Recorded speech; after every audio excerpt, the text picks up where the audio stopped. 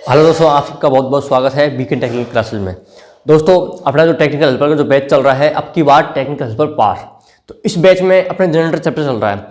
उस generator chapter के अंदर 3 क्लास अपनी हो चुकी हैं। आज है अपनी चौथी क्लास और रोज क्लास डल रही है और प्लेलिस्ट में आप जाके देख सकते हैं। और आप क्लास को ऐसे नहीं कि थोड़ा सा देख लिया बस बंद कर दिया, पूरी क्लास को देखा करो। ये जो क्वेश्चन चल रहे हैं ये मोस्टली क्वेश्चन चल रहे हैं और एक एक क्वेश्चन को उठा करके अपन उसके पूरे विस्तार से बारे में बात कर रहे हैं। ठीक है दोस्तों, और आप इस क्लास को अधिक से अधिक दोस्तों शेयर भी करना है और आप हमारे चैनल पर नए हैं तो चैनल को सब्सक्राइब भी करना है। ठीक है दोस्तों, और साथ साथ में बेल आइकन जरूर बजाना है जिससे क्लास की नोटिफिकेशन आपको मिलती रहे। ठीक है दोस्तों, चलते हैं अपन करते हैं स्टार्ट। ठीक है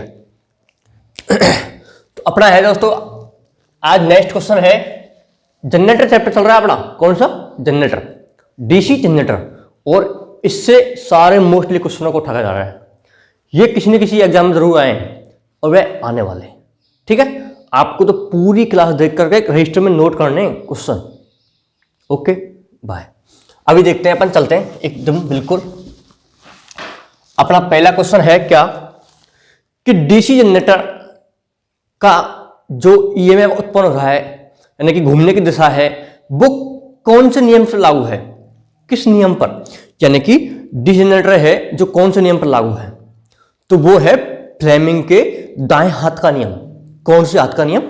फ्लेमिंग के दाएं हाथ का नियम, यानी कि राइट हाथ डीसी जनरेटर में। अब डीसी जनरेटर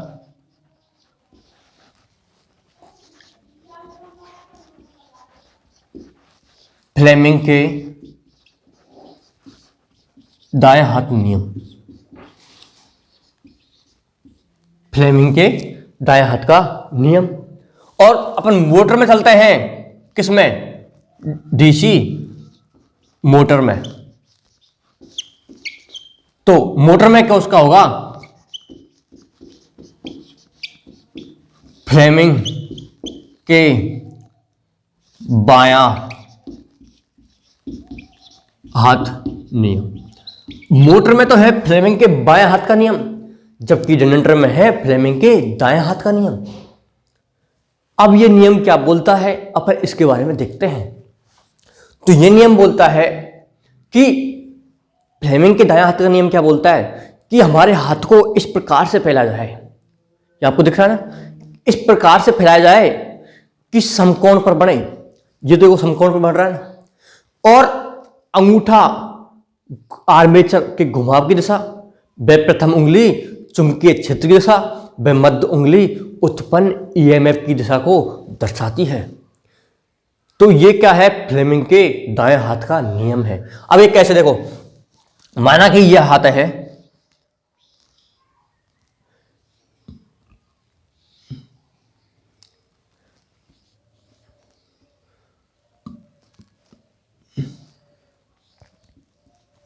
एक सेकंड, ये हाथ बन रहा है, ये फ्लेमिंग के दाएं हाथ नियम है। अब इसमें क्या है? ये अंगूठा है, ये क्या दर्शाता है? अंगूठा आर्मेचर की घुमाव दिशा, कि आर्मेचर कौन सी दिशा से घूम रहा है, उसकी घुमाव दिशा क्या है उसको दिखा रहा है अंगूठा। और जो प्रथम उंगली है, ये कौन सी उंगली है? प्रथम उंगली। प्रथम उंगली क्या दिखा रही है? चुंबकीय क्षेत्र की दिशा, चुंबकीय क्षेत्र की दिशा। इसके बाद में ये जो मध्य उंगली है, ये क्या दिखा रही है? ये उत्पन्न ईएमएफ की दिशा। यानी कि ये कौन सी उंगली है? प्रथम उंगली, तर्जनी उंगली बोलते हैं इसको, तर्जनी उंगली। तो क्वेश्चन इस प्रकार से आता है कि अंगूठा किसको दर्शाता है, प्रथम उंगली किसको दर्शाती है और मध्य उंगली किसको दर्शाती है, यानी कि उत्पन्न ईएमएफ की दिशा। ठीक है दोस्तों, आर्मेचर हमारा घूमेगा तो चुंबकीय फ्लक्स का क्या होगा? छेदन होगा, और चुंबकीय फ्लक्स का छेदन होगा तो क्या होगा? उत्पन्न ईएमएफ, यानी कि क्या हो जाएगा? उत्पन्न ईएमएफ हो जाएगा। ठीक है दोस्तों, क्लियर? नेक्स्ट क्वेश्चन देखते हैं अपन। नेक्स्ट क्वेश्चन है अपना डीसी जनरेटर के प्रकार, यानी कि डीसी जनरेटर कितने प्रकार के होते हैं, इनके प्रकार को देखना है। तो प्रकार में क्या है, पहला है प्राइम मूवर के आधार पर, यानी कि किसके आधार पर, प्राइम मूवर के आधार पर। उसके बाद में इसके दूसरा भाग है, वो है उत्तेजन। उत्तेजन को बोलते हैं एक्साइटेड, एक्साइटेड के आधार पर। अब ये क्या है, दो प्रकार के हैं, प्राइम मूवर के आधार पर और उत्तेजन यानी एक्साइटेड के आधार पर। अब ये प्राइम मूवर है, प्राइम मूवर क्या होता है, घुमाव, जिसके द्वारा क्या करते हैं, यांत्रिक ऊर्जा देते हैं। अब एक घुमाव के आधार पर किस प्रकार के होते हैं, तीन प्रकार के होते हैं, ये भी तीन प्रकार के होते हैं। कितने प्रकार के, तीन, जल और उसके बाद में वाष्प और उसके बाद में डीजल, यानी कि जल टरबाइन द्वारा, उसके वाष्प टरबाइन द्वारा और उसके बाद में डीजल टरबाइन द्वारा। आपने देखा होगा जहां पर उत्पादन हो रहा है बिजली का, वो जल के द्वारा हो रहा है और वाष्प के द्वारा हो रहा है और डीजल के द्वारा। ये क्या है, तीन प्रकार के प्राइम मूवर के आधार पर। ठीक है दोस्तों, इसके बाद में अपन देख रहे हैं उत्तेजन के विधि के आधार पर। तो उत्तेजन विधि के आधार पर भी दो प्रकार के हैं। तो वो कौन कौन से हैं, पृथक उत्तेजित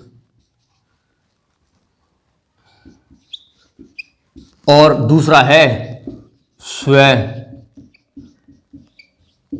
उत्तेजित।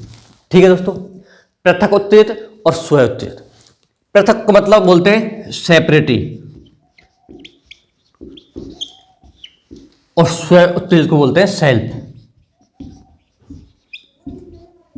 ठीक है दोस्तों, क्लियर है, यानी कि पृथक उत्तेजित और स्व उत्तेजित, यानी कि पृथक उत्तेजित का मतलब है पृथक अलग से उत्तेजित करना और स्व उत्तेजित का मतलब है स्वयं के अंदर से ही उत्तेजित होना। उत्तेजित को देखेंगे अपन पूरे से करेंगे, बिल्कुल घबरा मत हो। इसके बाद में ये स्व उत्तेजित है, ये भी कितने प्रकार का होता है, तीन प्रकार का होता है। और वो कौन कौन सा, ये कहता है सीरीज, एक होता है शंट और एक होता है कंपाउंड। सीरीज, शंट, कंपाउंड, ये तीन प्रकार हैं इसके, सीरीज, शंट और कंपाउंड। इसके बाद में कंपाउंड में भी दो प्रकार के होते हैं, लॉन्ग शंट, शॉर्ट शंट। ठीक है, लॉन्ग शंट और शॉर्ट शंट। इसके बाद में अपन देखते हैं ये लॉन्ग शंट भी दो प्रकार के होते हैं, कम्युलेटिव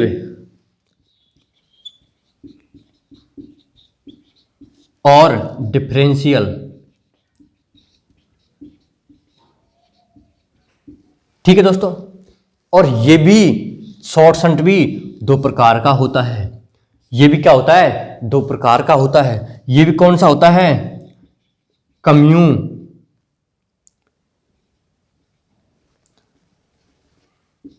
कम्यूलेटिव और दूसरा है डिफरेंशियल। ठीक है दोस्तों, ये इसके पूरा क्या है, प्रकार है। अपन एक एक प्रकार के बारे में भी अच्छे से क्वेश्चन लेकर के पढ़ेंगे। ठीक है दोस्तों, सबसे पहले अपन देखते हैं, आप इसको चार्ट को बना लेना, इससे पता लग जाएगा आपको जनरेटर कौन कौन से होते हैं। ठीक है दोस्तों, अब इसमें भी क्या है, प्राइम मूवर के आधार पर, प्राइम मूवर यानी घुमाव के आधार पर, तो घुमाव के आधार पर जल टरबाइन है, दूसरा है वाष्प टरबाइन और तीसरा है डीजल टरबाइन। ठीक है दोस्तों, इसके बाद में उत्तेजन विधि के आधार पर है पृथक उत्तेजित। पृथक उत्तेजित को बोलते हैं सेपरेटरी। पृथक उत्तेजित क्या होता है, जिसको अलग से क्या करते हैं, उत्तेजित करते हैं। इसका डायग्राम किस प्रकार का होता है, देखो जरा दोस्तों,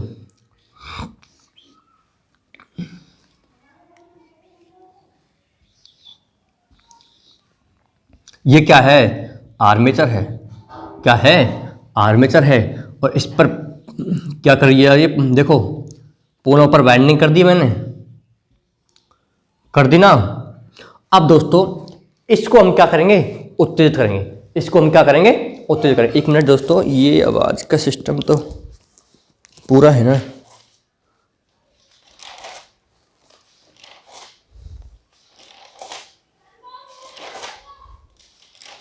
1 मिनट दोस्तों।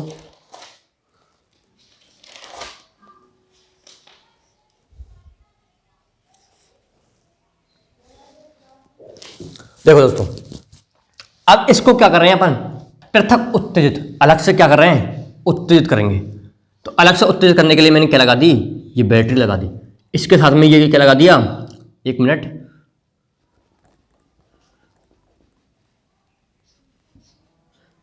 ये परिवर्तित मान का एक प्रतिरोध लगा दिया। क्या लगा दिया? प्रतिरोध। इसके बाद में हमने इसको सप्लाई को इस प्रकार से दे दिया।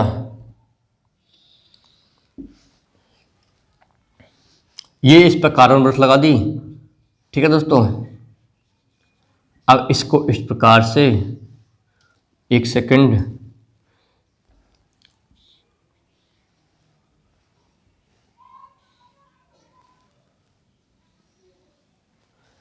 ठीक है दोस्तों, ये हमने इस प्रकार से इसमें क्या दे दी? सप्लाई दे दी। ठीक है। अब दोस्तों इसके हम डायग्राम को इस प्रकार देखते हैं। 1 मिनट दोस्तों, इस प्रकार से हम इसको बना रहे हैं। 1 सेकंड, बस थोड़ा सा समय लगेगा इस डायग्राम को बनाने में। ये क्या लगा दिया मैंने? ये लगा दिया एक लोड। ये लगा दिया क्या? लोड। अब इस बाइंडिंग को मैं उत्तेजित करने के लिए इस प्रकार से मैं क्या करूँगा? इसमें सप्लाई दूंगा और 1 मिनट बस। ये क्या है? पोल हैं। थोड़ा सा डायग्राम बनाने में प्रॉब्लम है हल्की सी बस, और ये हो गया डायग्राम अपना पूरा। ठीक है दोस्तों, अब देखो दोस्तों, मैंने क्या किया? ये बैटरी लगा दी। ये क्या है? एक बैटरी है। और ये क्या है? परिवर्तित मान का एक प्रतिरोध है। क्या है? प्रतिरोध। अब दोस्तों देखो, ये आर्मेचर के साथ में लोड लगा दिया, और ये फील्ड है, फील्ड अपना पोल है। पोल के ऊपर क्या कही है? फील्ड बैंडिंग की है। और इस बैंडिंग के लिए हमने क्या लगा दी? डीसी सप्लाई लगा दी। और साथ में क्या लगा दिया? रियोस्टेट, परिवर्तनीय मान का प्रतिरोध। ये क्या करेगा? इसके अंदर जो धारा जाएगी उसको क्या करेगा? कम में ज्यादा करेगा। अब दोस्तों देखो, ये इसका डायग्राम है पृथक उत्तेजित जनरेटर का। अगर माना कि हम इसको डीसी सप्लाई नहीं दें और डायरेक्ट हम इसको जोड़ दें, और हम जिस प्रकार से हमारा कोई नया जनरेटर लेकर आए और इसको बार बार घुमा रहे हैं, खूब घूम रहा है, लेकिन फिर भी जनरेटर वोल्टेज नहीं बनाता, उसमें आप वोल्टमीटर लगा के देखेंगे तो 0 वोल्ट दिखाएगा। क्यों? क्योंकि इस बैंडिंग में कोई चुंबक नहीं है, और कोई चुंबक नहीं है तो चुंबकीय बल रेखा जाएंगी नहीं, और चुंबकीय बल रेखा जाएंगी नहीं तो चुंबकीय बल रेखा कटेंगी नहीं, और चुंबकीय बल रेखा नहीं कटेंगी तो आर्मेचर में उत्पन्न ईएमएफ का मान 0 होगा। और आर्मेचर को आप कितना भी घुमा लो कोई मतलब नहीं। इसलिए इनके मध्य क्या होना चाहिए? चुंबकीय क्षेत्र होना चाहिए। ये क्या है? विद्युत चुंबक हैं। इस प्रकार के क्या होते हैं? विद्युत चुंबक होते हैं। अब दोस्तों इसमें क्या है? अपन इसमें कोई भी बैंडिंग है, इसमें क्या है? अगर थोड़ी सी भी हम क्या है सप्लाई दे दें, एक्साइटेड कर दें बैंडिंग को, तो बैंडिंग को एक्साइटेड किसके द्वारा किया जाता है? डीसी सप्लाई के द्वारा किया जाता है। किसके द्वारा? डीसी सप्लाई के द्वारा। या आप बैटरी ले सकते हैं, या कोई रेक्टिफायर डायोड बना करके रेक्टिफायर आप डीसी सप्लाई दे सकते हैं। और लेकिन देनी कितनी है? DC supply. अब देखो दोस्तों, मैंने क्या लगाई है? यहाँ पर डीसी सप्लाई लगाई है, और डीसी सप्लाई लगाने पर ये बैंडिंग में क्या होगा? चुंबक जाएगा, यानी सप्लाई जाएगी, विद्युत जाएगी, और विद्युत जाएगी तो इसमें क्या बनेगा? चुंबक। और इसमें चुंबक बनेगा तो चुंबकीय बल रेखा जाएंगी, और चुंबकीय बल रेखाओं को फिर कौन काटेगा? आर्मेचर काटेगा, और ईएमएफ उत्पन्न हो जाएगा, जिसको हम लोड पर प्राप्त कर लेते हैं। ये सिस्टम होता है इसमें। ठीक है दोस्तों, अब क्या है? ये परिवर्तनीय मान का प्रतिरोध क्या है? इसके मान को हम वेरी करते हैं, यानी कि परिवर्तन करना है, और इसके मान को हम परिवर्तन करके और क्या कर सकते हैं? इसमें जो करंट जा रही है किसमें? फील्ड वाइंडिंग में, उसके मान को हम कम ज़्यादा कर देते हैं, और कम ज़्यादा कर देंगे तो हमारा जो ईएमएफ का मान भी अपन को कम ज़्यादा मिलेगा। आपको कम करना है तो कम कर सकते हैं, और जितनी धारा देंगे उतना ही चुंबक बनेगा और उतना ही चुंबक कटेगा। ठीक है दोस्तों, और ये बैटरी हमेशा लगी रहती है, तभी तो बोलते हैं इसको पृथक उत्तेजित, यानी कि अलग से उत्तेजित किया जाता है। कैसे किया जाता है? अलग से उत्तेजित किया जाता है। ठीक है दोस्तों, ये बैटरी इसमें अलग से लगी होती है। अब दोस्तों ये बिल्कुल क्लियर है ना, ये है हमारा पृथक उत्तेजित जनरेटर। अब अपन देखते हैं अगला, स्व उत्तेजित जनरेटर। दूसरा नंबर का है स्व उत्तेजित जनरेटर। अब स्व उत्तेजित जनरेटर भी क्या होते हैं? दो प्रकार के होते हैं। वो क्या होते हैं दो प्रकार के? एक तो होता है स्थायी और एक होता है विद्युत। एक होता है स्थायी और एक होता है विद्युत। और विद्युत के अंदर ही आते हैं कौन से? अपने सीरीज है, शंट है और कंपाउंड है। ये किसके अंदर आते हैं? विद्युत के अंदर आते हैं। और विद्युत के अंदर किस प्रकार से आते हैं? इसी प्रकार से। देखो, बात स्व उत्तेजित की है, ये बिल्कुल अलग हो गया और विद्युत में आ गया। यानी कि ये क्या है? स्थायी चुंबक। स्थायी चुंबक देखा होगा आपने, स्थायी चुंबक वाला है। और ये क्या है? विद्युत चुंबक वाला है। और विद्युत चुंबक में तीन प्रकार के होते हैं। चुंबक किसके द्वारा बनता है? विद्युत के द्वारा। देखो दोस्तों, दो प्रकार के चुंबक होते हैं, एक तो होता है स्थायी चुंबक, एक होता है विद्युत चुंबक। और स्थायी चुंबक क्या होता है? जिसमें हमेशा स्थायी मान होता है। और विद्युत चुंबक क्या होता है? जिसमें हम जब तक सप्लाई देते हैं, जब तक विद्युत सप्लाई देते हैं तब तक चुंबक बनता है, और सप्लाई देने के बाद बंद कर दिया, अगर हमने सप्लाई देती बंद कर दी तो चुंबक बनना भी बंद हो जाता है। उसको बोलते हैं हम विद्युत चुंबक या अस्थायी चुंबक, या क्या बोलेंगे? अस्थायी चुंबक। ये विद्युत चुंबक में ही आते हैं, ठीक है, लेकिन सेल्फ के अंदर ही आते सेल्फ के अंदर ही, लेकिन विद्युत चुंबक। ठीक है दोस्तों, अब हम एक एक को देखते हैं। पहले किसको देखते हैं? स्थायी चुंबक को। तो स्थायी चुंबक क्या होते हैं? जिस प्रकार की ये होते हैं स्थायी चुंबक, N और S, ये आर्मेचर घूम रहा है। अब ये स्थायी चुंबक क्या होते हैं? ये चुंबक हमेशा स्थायी रहते हैं, इसमें कोई बाइंडिंग नहीं की जाती, कोई भी किसी प्रकार की इसमें कोई बाइंडिंग नहीं होती पोलों पर, सिर्फ आर्मेचर इसके बीच में घूमता है और चुंबकीय बल रेखा तो हमेशा जाती है। इसको ही बोलते हैं हम डायनामो। क्या बोलते हैं? डायनेमो। जो आपने देखा होगा अपने जो साधन होते हैं कुछ मशीन, उनके साथ में क्या है? फैन बेल्ट के साथ में घूमता है, छोटा सा होता है। और डायनामो क्या करता है? वोल्टेज बनाता है, और वोल्टेज बना के साथ में बैटरी को चार्ज करते हैं अपन। मशीनों में होता है, मतलब अपने जो मोटर गाड़ी होती है ना, वाहनों, उनमें होते हैं। उसके साथ में क्या है? जिस पे कोई बाइंडिंग नहीं की जाती, ये क्या होते हैं? स्थायी चुंबक होते हैं। क्या होते हैं? स्थायी चुंबक। इस पर कोई बाइंडिंग नहीं की जाती। ठीक है दोस्तों, अब ये क्या है? ये हमेशा स्थिर मान का ही वोल्टेज देगा। अगर ये 230 बना रहा है तो आपको 230 ही देगा, कभी भी आप इसको परिवर्तन नहीं कर सकते, क्योंकि इस पर कोई भी बाइंडिंग नहीं की जा रही। अगर बाइंडिंग होती तो मैं इसमें परिवर्तनीय मान का प्रतिरोध लगा देता, और परिवर्तनीय मान का प्रतिरोध लगा देता तो वोल्टेज को मान को कम ज़्यादा कर लेता, लेकिन इसमें कोई बाइंडिंग नहीं है, इसलिए इसका मान फिक्स मिलेगा आपको, यानी कि स्थिर वोल्टेज मिलेंगे। और साथ ही साथ में ये क्या है? जब नया होता है ना, तब तो इसकी चुंबकीय बल रेखा मजबूत होती हैं, अधिक होती हैं, लेकिन धीरे धीरे पुराना होने के बाद इसकी चुंबकीय बल रेखाएं कमजोर पड़ने लग जाती हैं, यानी कि कम होने लग जाती हैं, और जिससे जनरेटर धीरे धीरे वोल्टेज बनाना कम करता चला जाता है। ठीक है दोस्तों, ये है अपना स्थायी चुंबक। बिल्कुल क्लियर है? ठीक है दोस्तों, आज अपन यहीं तक पढ़ेंगे, स्थायी चुंबक तक, और नेक्स्ट क्लास में अपन अगला चुंबक देखेंगे, विद्युत चुंबक। ठीक है दोस्तों, तब तक के लिए ओके, बाय।